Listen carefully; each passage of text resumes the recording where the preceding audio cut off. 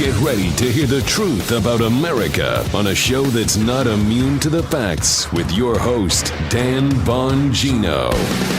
Hey, I'm really, really sorry if you're getting your news from these media hacks. They just are seemingly incapable of telling the truth. It's like a truth block serum. You know, have a truth serum? It's like the anti-truth serum. I've got a lot for you today. What really happened in Wisconsin? Wisconsin, what's going on? Listen, trust me, it's important.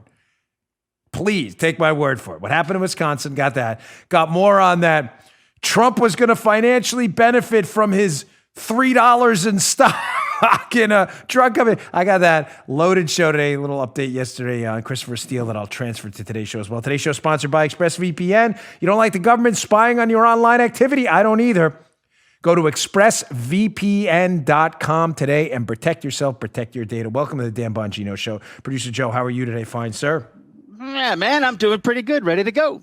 Yeah, I know. Me and Joe just had a company call before. I had an update on the progress of the Dan Bongino Show. A lot of great stuff coming ahead as we expand the Bongino Inc. Radio and podcasting empire. We love that. All right, folks, again, loaded show today. Stay with us. That's right. Today's show brought to you by Policy Genius. Hey, there are things we look back on and think, how did I get it so wrong? Might be wearing multiple polo shirts and popping all the collars, donating to Coney 2012, or dating that one person that one time, you know the one. We're always going to get things wrong, ladies and gentlemen. That's just how life is. But there are also things we can get right on the first try, like shopping for life insurance. Very important. That's where Policy Genius comes in. They make finding the right life insurance a breeze. We love Policy Genius. Super easy. In minutes, you can compare quotes from the top insurers to find your best price. Your best price. You could save $1,500 or more a year by using Policy Genius to compare life insurance policies. When you apply, the Policy Genius team will handle all the paperwork and red tape for free. And Policy Genius doesn't just make life insurance easy. You can also look at home, auto insurance quotes, disability insurance. They got it all.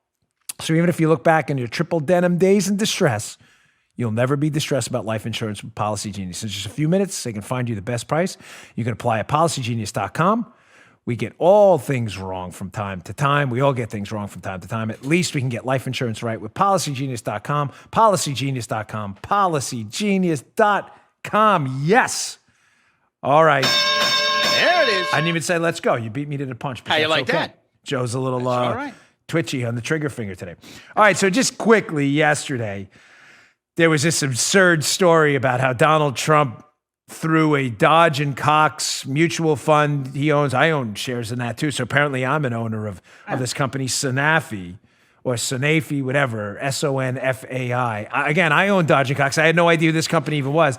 That produces hydroxychloroquine off patent, doesn't even sell it in the United States apparently, and has donated most of their supply to France.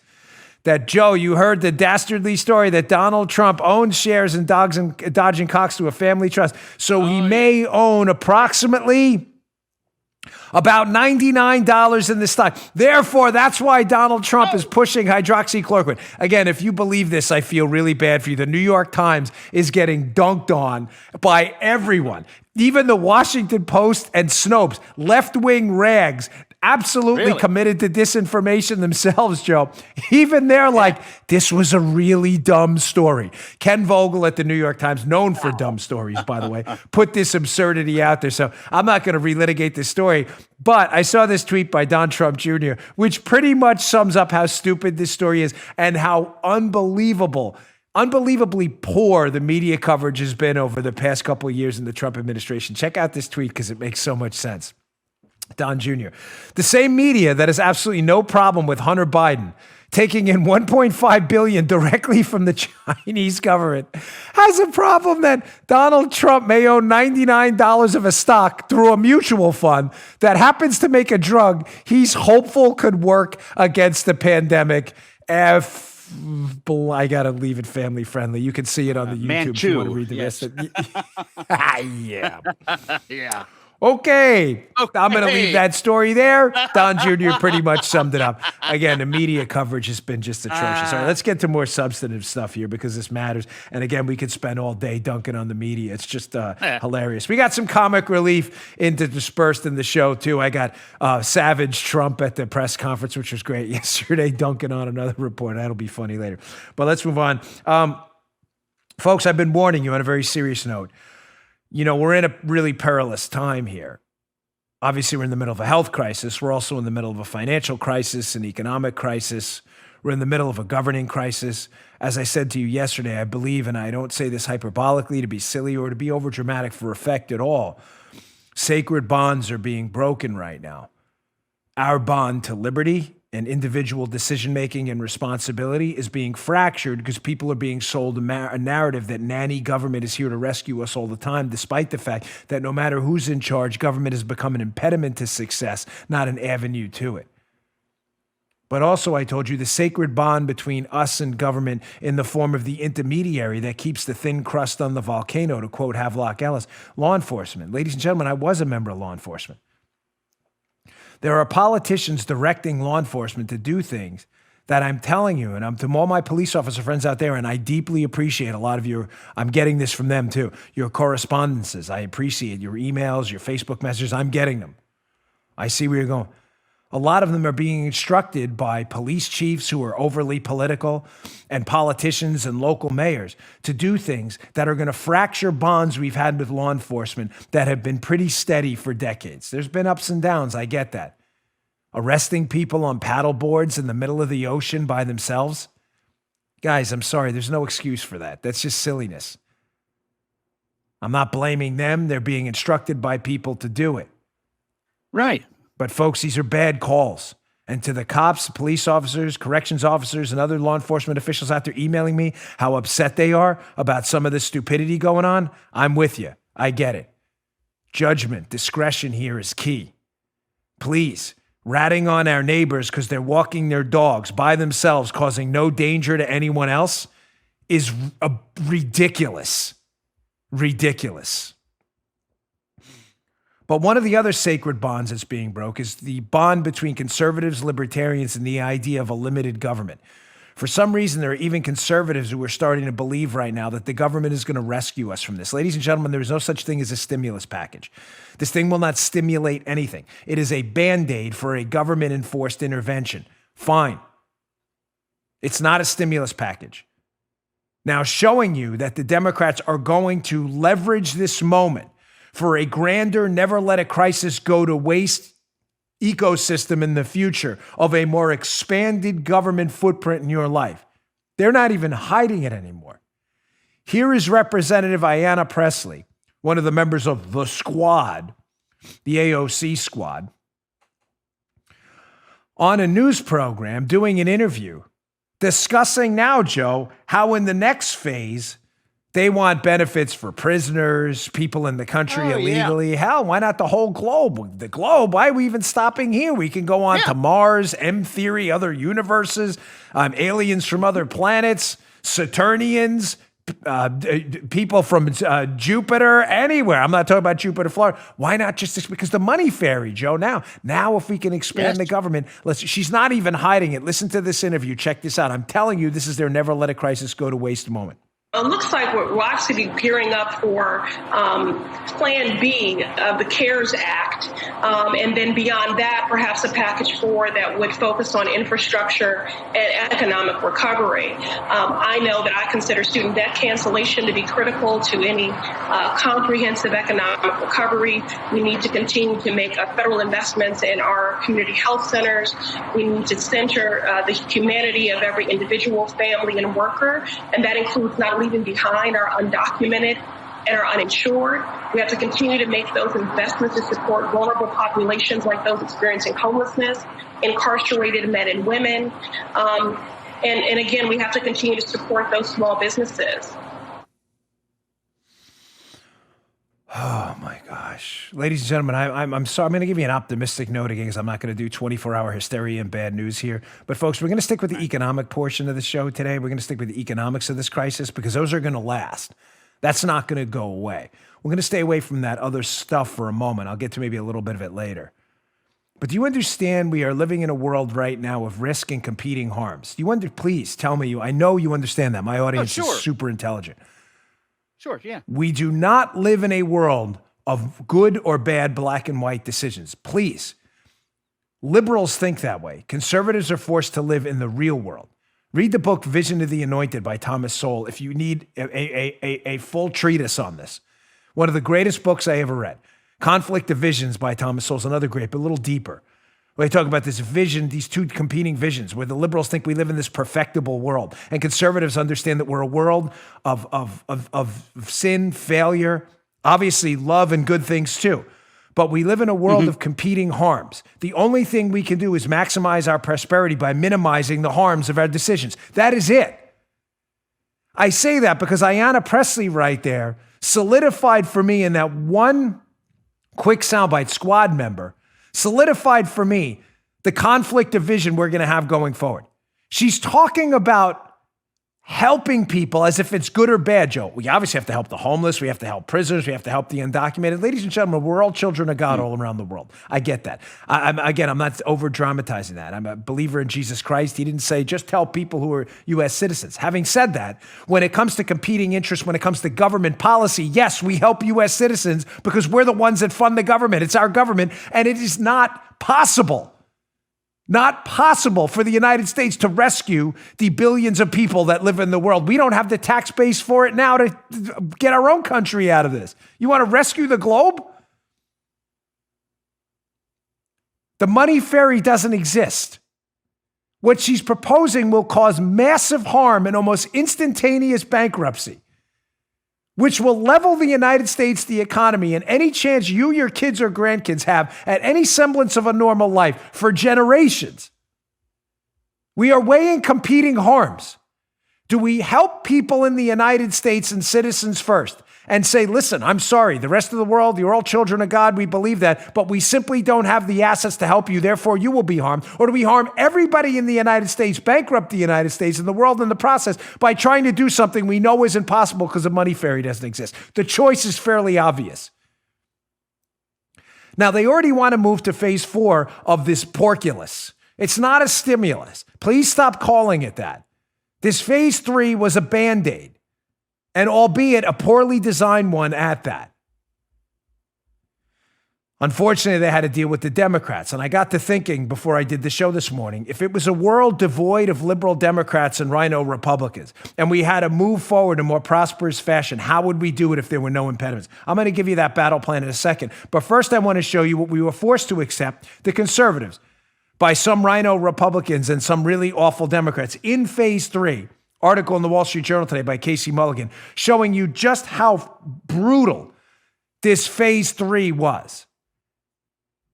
Congress can still save the recovery. Casey Mulligan and Brian Blaze. Lawmakers should correct incentives not to work lest they slow the recovery after the economy reopens. Folks, the phase 3, there were portions of this that were designed really poorly. I need you to keep in mind going forward as I read this too. They need to fix phase 3 before there's any talk at all of a phase 4. Keep in mind as I address this, I'm going to go through 2 screen caps from this Wall Street Journal article. We are not talking about good versus bad. To the liberals who email me, you just want people to die and starve. I'm sorry, you're going to have to email someone. I delete those emails immediately because 1, you're being ridiculous, and number 2, you're creating straw man arguments I'm not making. We are competing between 2 options: bankrupt the United States forever, or spend a lot of money now, but restrict it and maximize the incentives to get back to work. Spend a lot of money now, bankrupt later. They're both bad options. We don't want to spend money we don't have now. We don't want to bankrupt the United States later. They're both bad options. The only question is, what's the less bad option?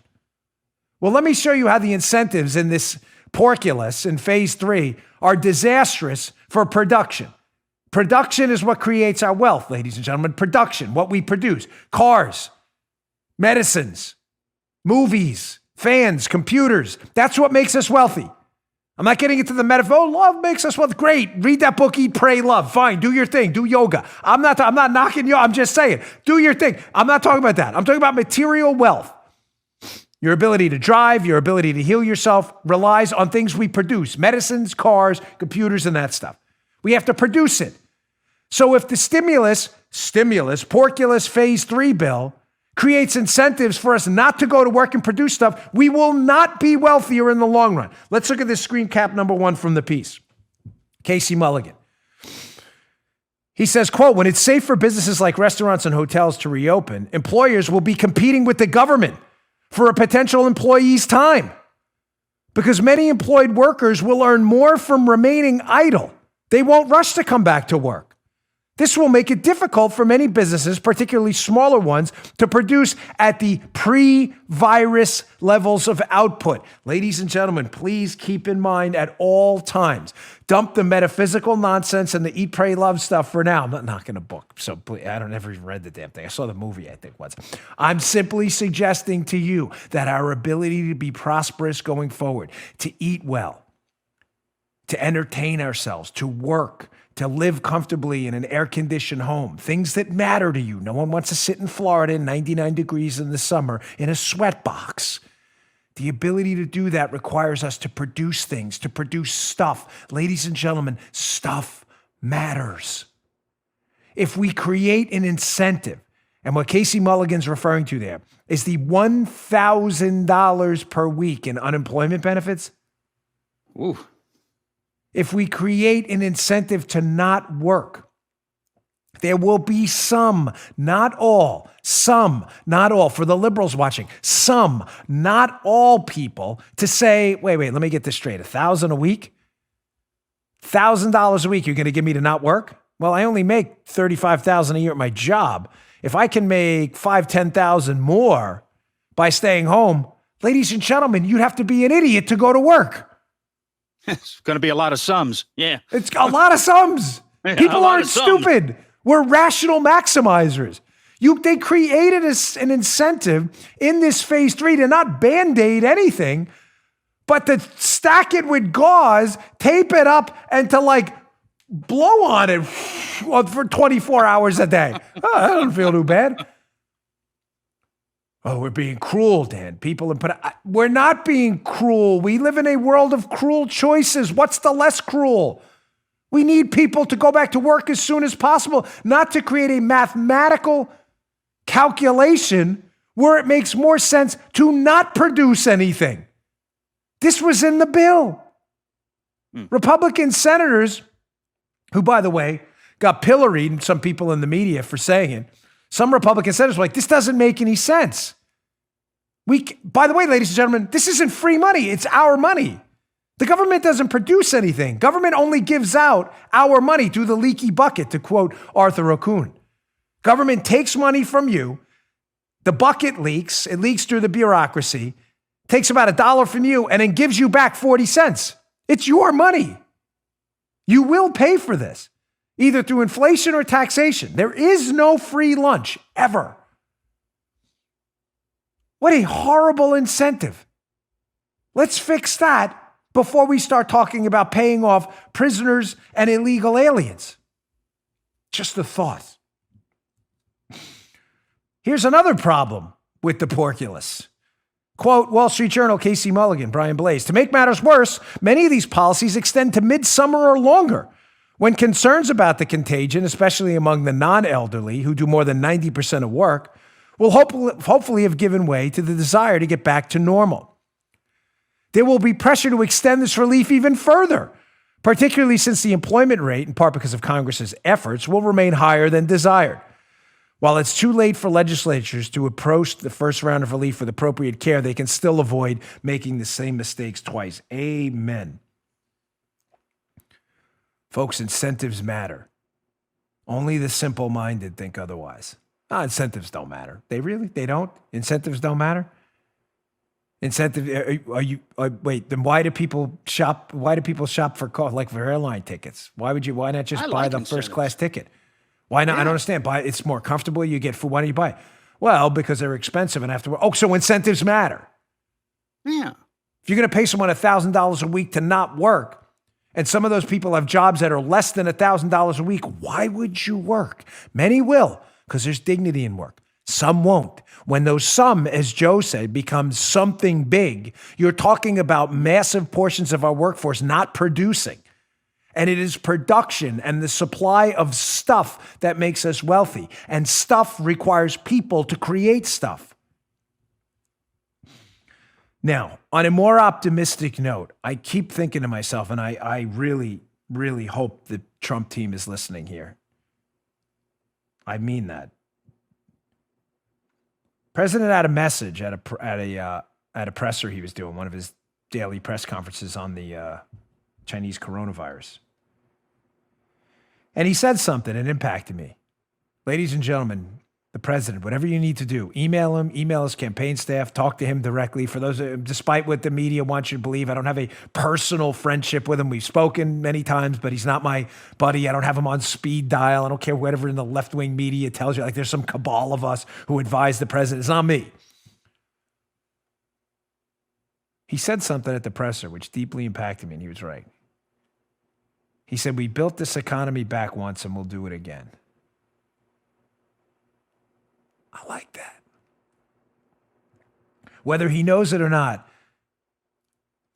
MAGA's great. I like Keep America. It's all great. Those are all great slogans. Make America great.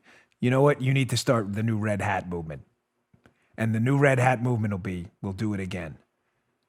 Ladies and gentlemen, nobody votes for pessimism. Nobody votes for Plan B. Nobody votes for any of that. Impressionable voters, not the liberals, you're not going to get through to them. Impressionable voters who are rational thinkers vote for optimism. They vote for leaders. The president needs to say this every single day at his press conference, every time a mic is in his face, and to anyone who will listen. We built this economy back up once. We'll do it again. We'll do it again. We'll do it again. We'll do it again. We'll do it again until every American remembers the good times and remembers we'll do that again. You have to hear a message, 7 to 21 times before it's drilled into your cerebral cortex? He needs to say it 21,000 times. We will do it again. I'm going to get it to someone who will listen to, hopefully myself. The president's only message from this point on should be, we'll do it again. Just some quick notes I thought to myself this morning. Do you agree, Joe? It was the greatest thing he said yesterday. I loved it. Yeah, do it again. Get back, we will Jack. do it again. Yeah. I did it before. Yeah. We will do it again. The verdict is in. Ow! That was a shot. Loved it. It was awesome. Sorry. Did I blow your eardrums out? Right. That's okay. Now, just quickly, because I thought about this morning. If I had my druthers and my conservative friends who actually think about things like incentives, a world of competing harms, and how you make a world of competing harms more prosperous despite nothing but competing harms. Oh. What trade-offs will we make? I thought, what would I do? Just some quick things. One, the Trump administration and the Republicans in Congress should consider another contract with America. Call it something different if you don't want to bring back visions of the Newt Gingrich era. I don't know. Maybe they don't like them. I don't care. Call it whatever. But the contract should be out. I did this during my campaign. People love contracts. Why? Because it shows a belief in something. It shows a willingness to put it down in writing, which you actually believe in. Put it down. Put a contract out there. What would I put forward if I wanted the contract? I'd say this is what we are going to push for. And I would say in that contract, keep in mind, we don't run the House of Representatives, the Democrats do, but this is what we're going to push for. And we are going to try to bring up a vote on this. We will get blocked, but this is our contract. And I want you to know this. Our we'll do it again, we'll rescue the economy again contract. I want every Democrat on the record on this. We are going to push all we can to get a vote. If we can get it, we will vote yes on this. If we can't, no, the Democrats don't want to do it again. Nice. I like that. Put it on paper. Tax cut across the board. 18, 20% tax rate for everything. Capital gains, corporate income tax, level amount. Stop having different tax rates for different income structures. What happens? People then move their income to capital gains. People move their capital gains to income. People move corporate. They do an LLC rather than declaring it as income, an S-corp, pass-throughs. Forget it. Make it all straight across the board. Hauser's Law, I don't have time to go into today. You can look it up. Hauser, H-A-U-S-E-R. Hauser's Law, we raise about 17 to 20% of the economy in taxes every year, no matter what the tax rates are. What does that tell you? The tax rate should be what? 18 to 20%. which means a heavy tax cut across the board, level across the top. Cap gains, income taxes, corporate taxes, 18 to 20%. That's it for all of them. Let the Democrats put it in a contract. Let the Democrats vote again and explain it. As I said to you before, promise our seniors 55 and older, we'll take care of you. Social Security and Medicare, we get it. The programs are broke. There's no money. I'm sorry. Again, I don't mean to break the bad news. I'm not trying to insult anybody. You can read their own trustee reports if you don't believe me. There's no money there. It's IOUs that are worthless. Having said that, people 55 and older design their lives around these programs. We failed them. 55 and younger, we have to tell folks right now those programs are gone. I'm sorry. Fix it now. Your own personal finances, because there is no tax base to pay for that. You would see the credit rating of the United States jump instantaneously. Because believe it or not, ladies and gentlemen, for the debt we're in, it would be entirely manageable. Our debt now, over time, if we didn't have $100 trillion in obligations for Social Security and Medicare benefits we don't have. We're $22 trillion in debt now, and about $100 trillion in debt in liabilities to people 55 and younger we can't pay. Come out with it now. Have some guts. At least be on the right side of history and math.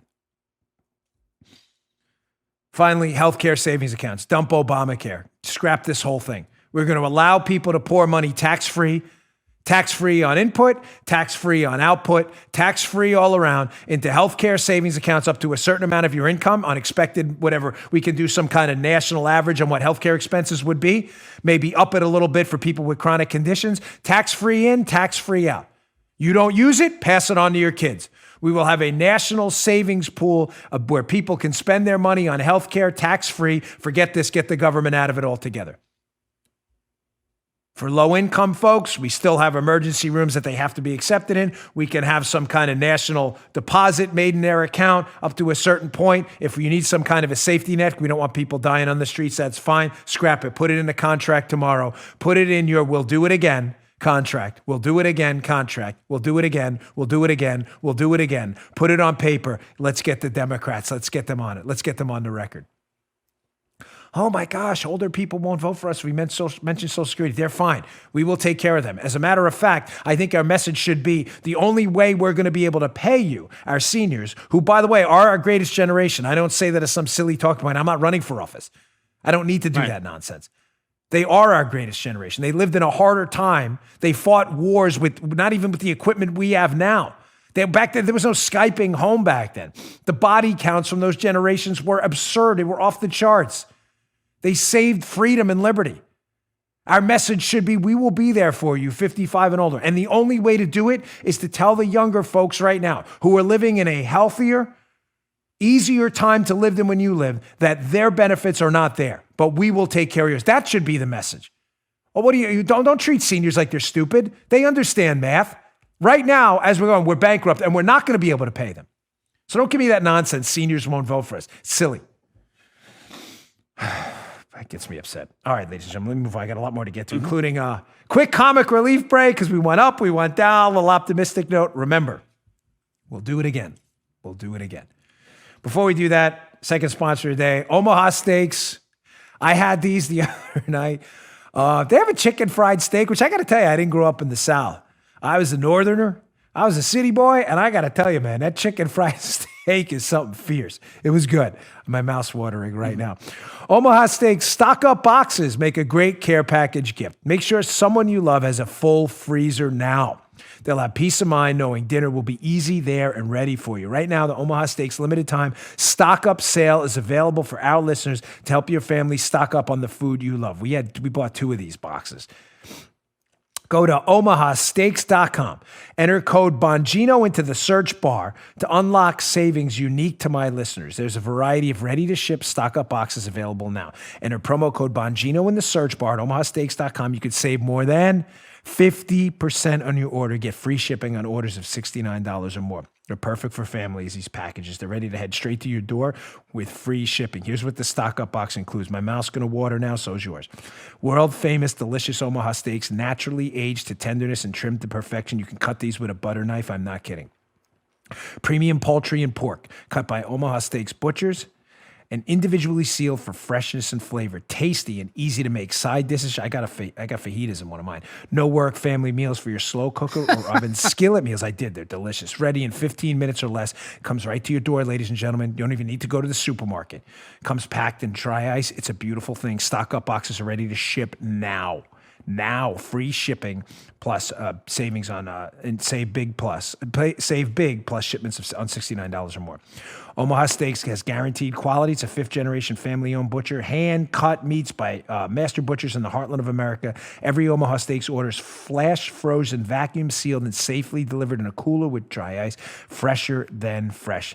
Quality and safety guaranteed. If you're stocking up on things you need, don't forget food you love. There's never been a better time to stock up on Omaha Steaks. The stock up sale's going on right now. Ready to ship packages. You can save 50% or more and free shipping on orders of $69 or more. Go to omahasteaks.com. Go to the search bar on their website and type Bongino for the savings. Bongino. Omaha Steaks. Don't miss out. All right. Gosh, they are delicious. See, now I'm hungry. Look what happened. Paul is laughing because I'm always hungry all the time. I eat like a slob. For those of you who know me personally and listen to the show, you know that to be true. My old boss in the Secret Service once watched me eat 2 pounds of Rudy's brisket from the Rudy's in Waco. 2 pounds. 2. The deuce. That's right. Don White, my buddy. Watch. He said, Dan, you going to eat all that? Watch. Took me about a half an hour, but I finished the whole thing. I know. It's disgusting. Good teeth, too. You ever have Rudy's? Rudy's is the best. Love Rudy's. Especially the Rudy's in Waco. We used to go in there all the time when we were out at the Bush Ranch. Okay, here's a little bit of quick comic relief. Here's Savage Trump from, yes, I don't mean that as an insult. It's a New York thing. Savage is usually, you're a savage is not an insult. It's a compliment. So for those of you wondering, here's Savage Trump yesterday at the presser. So, I always tell you, and I'm just giving you my personal experience. It's not a value judgment on who they are. My dealings with reporters, not all of them, but many, a large majority, very large, are that they're really not bright. I'm not kidding. I guess it's an insult, but it's not intended that way. I'm just giving you a value judgment. They are really not bright. They don't know a lot. What they think they know is usually wrong. When you debate them, they get angry and they'll call you a racist at the drop of a hat when they misstate facts. So, showing again my calculus here, how dopey reporters are. This guy at the presser yesterday where Trump decides to ask him a question about the price of oil and what's happening in the oil markets, but doesn't even understand the price or has no idea what the price per oil is. So Trump's like, well, I'm not going to answer that unless you know. So check this out. Here's Savage Trump. This is great. Just checking on oil again today. I was wondering. Oil? Yeah. Where is it today? Well, I was wondering if you. No. Where's the price? Give me the price. I'm not sure, to be honest. How can you ask a question when you don't know the price? I'll look it up for you. Okay, let me do somebody else then. Go ahead. How can you have any pudding when you can't eat your meat? How can you have any pudding if you don't eat your meat? You! Yes, you! Nailed him. Of course, those of you who listen to music in the early 80s and 70s know exactly what Joe's talking about. That was my favorite album until Roger Waters lost his mind. You! Yes, you! That was... There's a little... When you think that line through, it's a little more disturbing, too. I'll leave that for a whole other show, by the way. Listener got back to me on that one a long time ago. Never quite thought about that. All right, moving on. What really happened in Wisconsin last night, as I teased in the beginning of the show, because this matters to you. Yeah. Because again, folks, you are being told a story right now, not the story. And the a story you're being told, the Aesop's fable by the media, is those dastardly Republicans were at it in Wisconsin again, Joe. They made people go out and vote in the middle of a deadly viral pandemic. They could have killed them. Those Republicans are, my gosh, but except for the fact, ladies and gentlemen, absolutely none of that is actually true. So, of course, we have receipts, as we always bring receipts on the show, because we want to inform our audience, unlike the media, which is our experts in disinformation campaigns. So, long story short, Wisconsin had its primary yesterday. I'll get to this Wall Street Journal story in a moment here, but Wisconsin had its presidential primary yesterday, and they showed up to vote. And the story you're being told by the media is those evil Republicans made people show up in the middle of this pandemic, despite the fact that it was dangerous when we just could have delayed the election. And look at those evil Republicans on the Wisconsin Supreme Court. They made people do it too. Ladies and gentlemen, let me be crystal clear. That is categorically false. Neither the United States Supreme Court, which ruled on it, nor the Wisconsin Supreme Court, which ruled on it, made any decision whatsoever about in-person voting. Listen to me, because this story won't make any sense for you. That is 1,000% true. There was no decision on in-person voting. In other words, for the liberals listening who are lying to themselves and to others, nobody in any court ruled yesterday that Wisconsinites had to show up to vote in the middle of a pandemic in person. Nobody. That was never, ever in the court case. Well, what was in the court case? Because again, we've been told the evil Republicans made people vote in Wisconsin. They could have got people killed.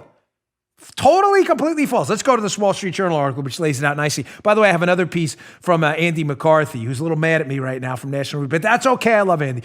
In the show notes today, that is definitely worth your time if you want a detailed legal analysis, too, from a professional attorney, what happened here. It's in the show notes, bongino.com/newsletter. I'll send you the articles every day. But this Wall Street Journal article lays out those stubborn things called the facts, Joe, of what actually happened. So, Wall Street Journal editorial board, Wisconsin's election confusion. Decisions to alter voting need to follow the law, even in a pandemic. The law, Democrats are like, screw the law, schmaw, we don't need any of that. So again, you've been told, Wisconsin Republicans on the court told people, you better go out and vote today no matter what, even if you die. And the Democrats were trying to save you. They were, because that's not what happened, because actually the people who sued and caused this whole thing were the Democrats. Let's go to screenshot number 1 from the Wall Street Journal article. Wisconsin planned to mitigate the coronavirus threat with a large increase in vote by mail, so fewer people would need to leave their homes. Sounds good.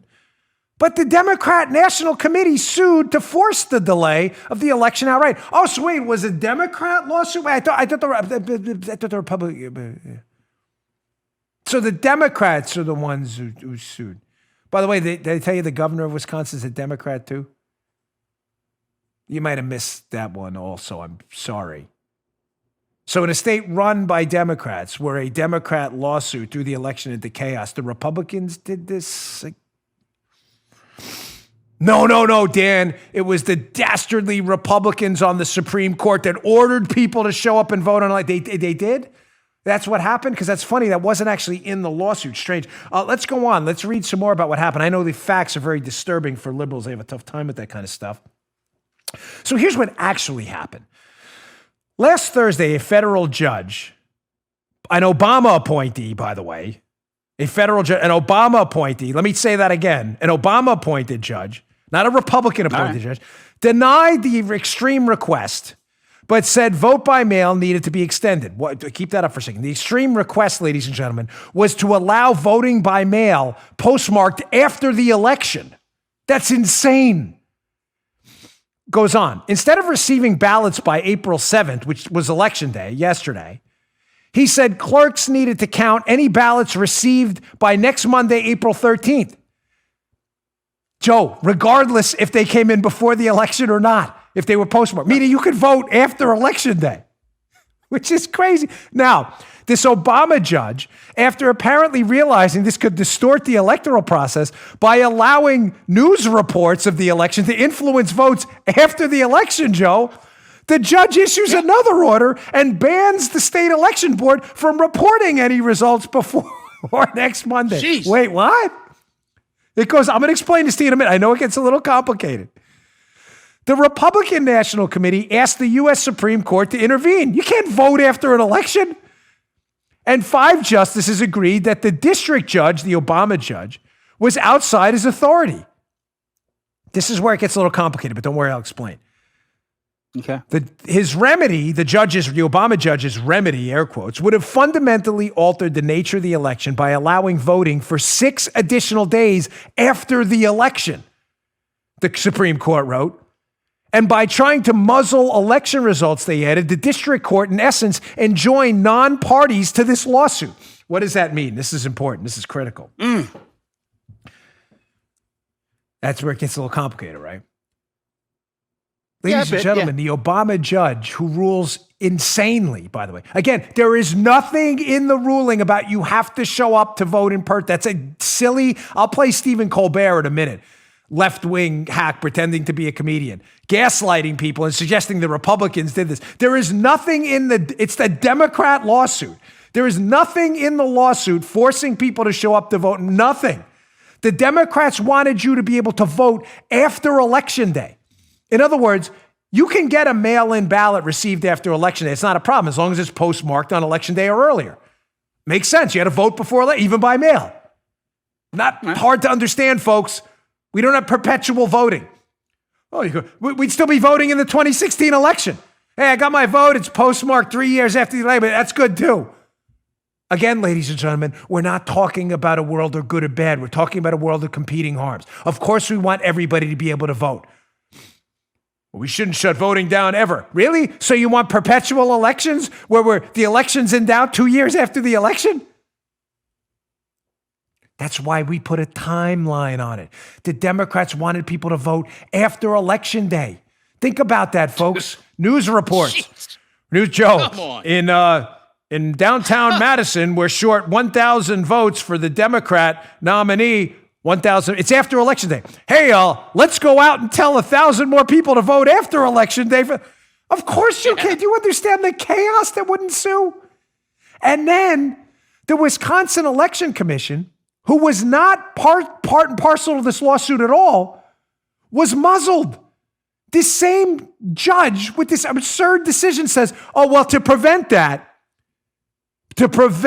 votes after Election Day, Joe, which is crazy enough, from being influenced by the news reports, I'm forbidding the Wisconsin Election Commission, which was not part of this lawsuit, from saying anything about the election until a week after the election. That's what they mean in that Wall Street Journal quote about their parties not joined in the lawsuit. They weren't even allowed in. They weren't even part and parcel of the lawsuit. So the Election Commission gets ruled against despite not being part of the lawsuit at all. In other words, they didn't even have the legal right to say anything in their defense because they weren't part of the lawsuit and the judge just made them part of the lawsuit. Hey, you shut up. Don't say anything for a week. What? This is crazy time.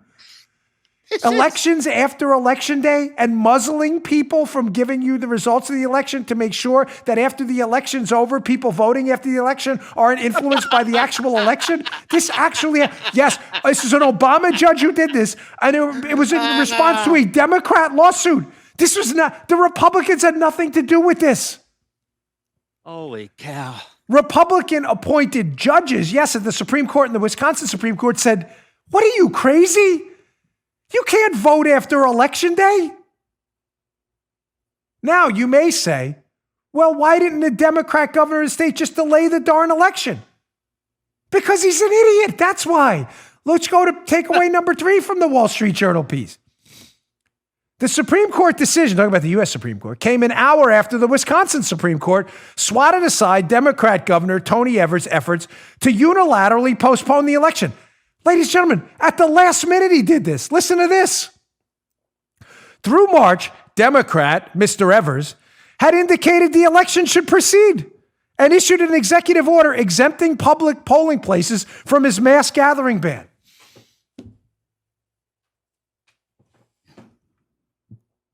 So let me get this straight. Republicans did this. A Democrat governor, Tony Evers, who pushed all the way through March to keep Election Day yesterday, didn't change it.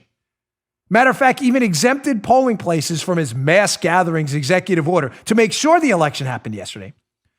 At the last minute, tried to change the election, which would have thrown the whole thing into chaos. When he couldn't, the Democrats sued to get people to vote by mail after the election was over, and then tried to put a muzzle on the Wisconsin Election Commission that wasn't even allowed to defend themselves in court. But yes, ladies and gentlemen, don't you worry. The Republicans did this. It's clearly our fault. Oh my gosh. I mean, it really is stunning what people will believe. Yeah. Now, because a lot of liberals and some rhinos and a lot of the uninformed out there get their news from Stephen Colbert, who is a comedian, why you're getting your news, and they're not even a very good one, by the way. At least Fallon's funny. Yeah. Colbert's not. He's just not funny. He was funny acting as the other guy. Didn't he have like an alter ego? I mean, when he acts as himself, it's really horrible. Listen to Colbert on his show, Gaslighting America, who now believe that the Republicans somehow did this, despite it being a Democrat lawsuit with a Democrat governor ruled on by a Democrat Obama-appointed judge. Check this out. Oh, speaking of Joe Biden, there was an election today in Wisconsin. Now, despite the fact that every other state has postponed its primary this month or moved to mail-in ballots, at the insistence of the Wisconsin Republican legislature, the Badger State went ahead with their primary. I guess it's Wisconsin's way of showing New Hampshire that you can live free and die. There. He blames it on the Republican legislature. It's amazing. A Democrat governor responding to a Democrat lawsuit ruled on by a Democrat-appointed judge. Unbelievable. And people will eat it up. Folks, you can argue all day that the Republicans and Democrats in Wisconsin should have got together and moved Election Day. Fine, fair, totally fair. But if you're buying the New York Times, the media, the Stephen Colbert nonsense, Republicans wanted people to die in Wisconsin, I'm genuinely sorry for you. I'm not kidding.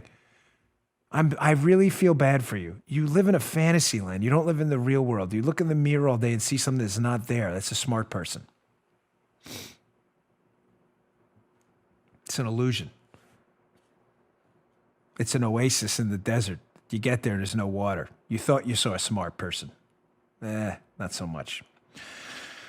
All right, final sponsor today. Got another story. Major league faceplant self-owned by the atrocious governor of Nevada, another clueless Democrat. And hopefully I can get to this Steele story too. And I got a piece of video I got to get to too about Deborah Birx, which is going to be really disturbing. Not about Birx, but about something she said. All right, ladies and gentlemen, today's show also brought to you by our friends at Patriot Mobile. I have an announcement from our friends at Patriot Mobile. To help Americans stay in touch with loved ones during this difficult time, they have reduced their prices even further. Stop wasting your money with these companies, these big telephone cell carriers that really can't stand us. Patriot Mobile is one of us. They are one of us. Now they have reduced prices. Right now, let their U.S.-based team design your customized family plan for only $25, $35, $45, or $55. Patriot Mobile will never charge you hidden fees, and unlike Big Mobile, they will not send your hard-earned money to Planned Parenthood or gun-grabbing Democrats, and they're not shy about where they stand. That's because Patriot Mobile only supports the conservative values you believe in. Switching is easy. Keep your phone number, bring your own phone, or buy a new one. Join our family of freedom-loving Americans today and get free activation, plus they'll send you a free gift. Call 972-PATRIOT. That's 972-PATRIOT, or visit patriotmobile.com/Dan. Get your customized family plan today for only $25, $35, $45, or $55. 972-PATRIOT. That's 972-PATRIOT, or go to patriotmobile.com/Dan, patriotmobile.com/Dan. Great company. Check them out. Save money. Great service. Okay. Quick piece in Town Hall, be in the show notes, but most definitely worth your time. Remember I told you about the Democrat governor of Nevada who, in an effort to fight Trump for some ridiculous reason, I never thought. We used to joke, Joe, you and I and others, and it was a joke. I mean, it's sincerely a joke that if President Trump were to find a cure for a deadly disease, whatever it may be, cancer, HIV, that the Democrats would come out against it and say, we have a right to cancer. Curing cancer is racist. Yeah. Well, it was a joke. Well, it's not a joke anymore because President Trump has been touting granted anecdotal, but there are a lot of scientific research out there as well, benefits of a drug called hydroxychloroquine, trade name Plaquenil. Trump's excited about it because it may work. And certainly there are a number of anecdotal stories out there and some scientific data that says it does work. We'll see.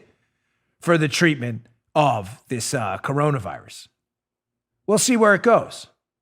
But because Trump mentioned it, the Democrats hate it. And Democrat governors like the atrocious governor of Michigan, Whitmer, who has just embarrassed herself, even our local papers all over her lately, and the even more dreadful governor of Nevada, they were banning the use of this outside certain medical settings. You had to be in a hospital, all this other stuff. Because why? Because they wanted to show everybody, we're not going to go along with that Trump drug.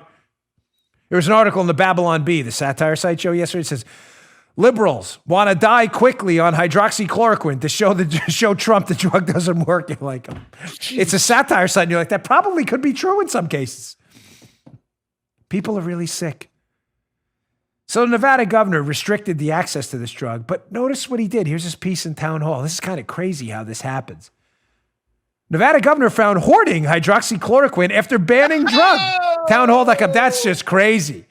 That's just, I thought, here's the, here from the Town Hall piece. Nevada Governor Steve Sisolak, in embarrassment, had a knee-jerk reaction to Trump's optimism about hydroxychloroquine as an effective treatment for the Wuhan virus.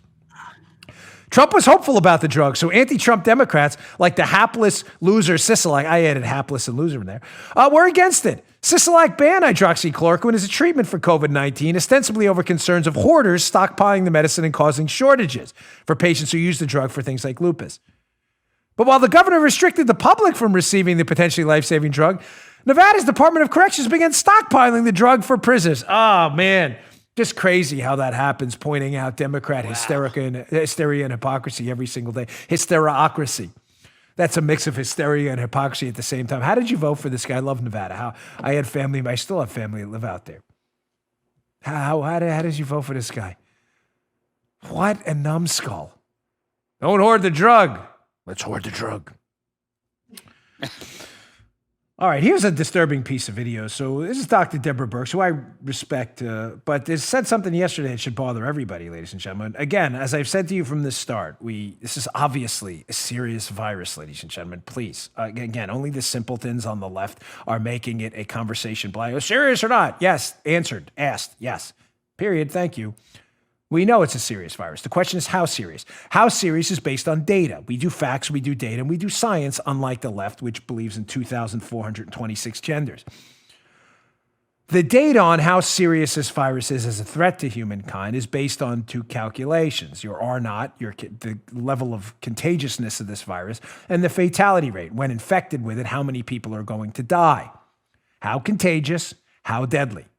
Not very complicated. You don't have to be an epidemiologist to figure it out. Anybody can look at data. Well, what's interesting, ladies and gentlemen, is the models were probably based on faulty data, which led to the shutting down of the United States economy, which is going to, I believe, kill more people in the long run than this virus did if we don't get a hold of this quickly. The models were based on data about its contagiousness and its fatality level that may have been clearly wrong. So there's an effort by some in the modeling community now that has now come to fruition to attribute deaths with coronavirus to deaths from coronavirus. You may say, I don't get it. Folks, if you show up to the hospital with coronavirus and you had a heart attack, did you die from the heart attack or did you die from the coronavirus? You know what? To take the politics out of it, because the left has politicized the Wuhan virus dramatically and has made these conversations almost null and void with them because they're immune to facts. Make it about the common cold. I'm not suggesting the two are related. I'm simply suggesting for the analogy, maybe to make more sense to you. If you show up to the hospital and you had a heart attack and you have a cold, did you die from the cold or did you die from the heart attack? Obviously, the fatality rate from the common cold is far lower than we've seen from the coronavirus. But why don't we do that for anything else? If you show up to the hospital and you have tuberculosis, but you broke a leg and you get an infection, a blood infection, did you die from the tuberculosis or did you die from the infection? Well, we rely on medical professionals to do that. We're not doing that much anymore. Listen to this segment from Dr. Birx here, where now all of a sudden, if you show up with the coronavirus, that's all of a sudden the cause of death? Ladies and gentlemen, these are fair questions to ask. How are we ever going to get a good grasp of what the fatality rate is if we don't know if you actually died from the coronavirus? Because anybody who shows up with the coronavirus is deemed having died from the coronavirus. Listen to this.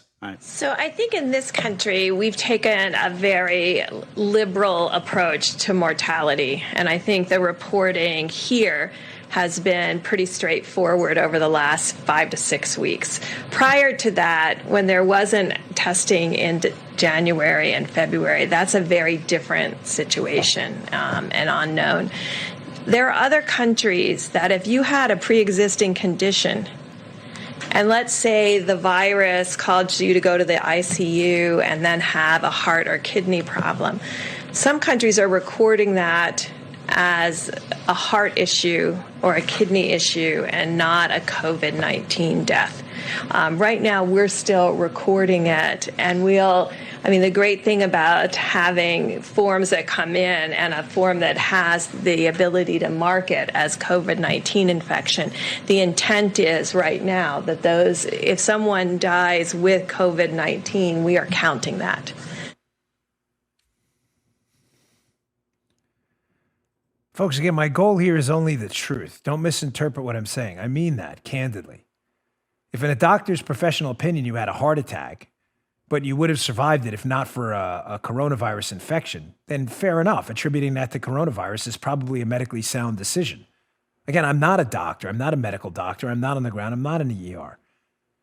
But just grossly overestimating and over-calculating and over-accounting the number of coronavirus deaths because people showed up with coronavirus is not helping either. It's not helping for public policy, and it's not helping for the science of gauging the fatality and lethality of this disease. Again, I'm just asking the liberals listening, what am I saying that's out of line here? I'm serious. Like, why would we want to attribute everything to coronavirus, despite the fact that a large number of these cases may not have been fatal, other than another comorbid condition someone had? I'm just asking. Why? I don't know. We're not allowed to ask questions anymore. Of course, I don't care about any of that. We plow right through that nonsense. But some do. Some get intimidated by the liberals. You got the wrong show for that. All right, one final story. We got through it. This is it. It's about 3 out of 5 shows we get through the whole lineup. So yesterday I told you Christopher Steele, the creator of the PP tape dossier, remember that ridiculous absurdity he used to spy on Trump? He's got some problems. He's got some big problems coming up. Christopher Steele hired by the Clinton campaign to generate a bunch of nonsense about Donald Trump. I saw this piece in the Daily Mail. It's in the show notes again today. Read it. Check it out. Read the end paragraph. It's really important. By the way, the Daily Mail, you have the longest headlines in human history. Paula always comments. All right, Paula? You can't even fit them in the screenshots. Look at that. The headline's like the whole article. Daily Mail, right, Joe? Ex-MI6 spy Christopher Steele, behind the dirty dossier on Trump. I have to cut these down. Is being sued by 3 Russian oligarchs who were named in his compromat file. So Christopher Steele's being sued by some Russians because of some of his intel, Joe, the Steele intel. Remember the PP tape stuff? Mentions these guys. And these guys are like, hey, we didn't do any of that crap. You made that up too. So Steele was like, I don't really want to defend my work in court, because I have sources and stuff. Oh, you do? So you just have to impugn people's integrity without, that's interesting. So the judge in the case, check out the end of the piece of the Daily Mail. Read this. It's up at the show notes. Justice Warby said, listen, I may be called on to rule whether he should be compelled to answer a question, talking about Steele. And the judge warned he was not convinced Mr. Steele would be able to insist, Joe, his dossier accurately reported what he had heard, suggesting he would have to prove if it was not inaccurate. Steele's in trouble again. He's going to have to raise his right hand in court. Looks like Justice Warby saying, no, you come on in here. Tell us about that PP tape again. We'd love to hear about it. Where exactly did you get that? Can you prove the PP tape happened? Who told you about the PP tape? Steele don't want to do it because Steele knows it's all garbage nonsense. Of course, that was fabricated junk to engage in a political attack. All right, ladies and gentlemen, thanks again for tuning in. And one quick note, thank you for all your support of our conservative alternative to the Drudge Report. BonginoReport.com has taken off. Please bookmark it. Make it your homepage. We are committed to hysteria-free coverage of the best conservative news of the day. BonginoReport.com. We also have Bongino.com, too, where we do opinion stuff. But go check it out. BonginoReport.com. We really appreciate your support. Thanks a lot, folks. We'll see you all tomorrow. You just heard The Dan Bongino Show. You can also get Dan's podcasts on iTunes or SoundCloud. And follow Dan on Twitter 24/7 @DBongino.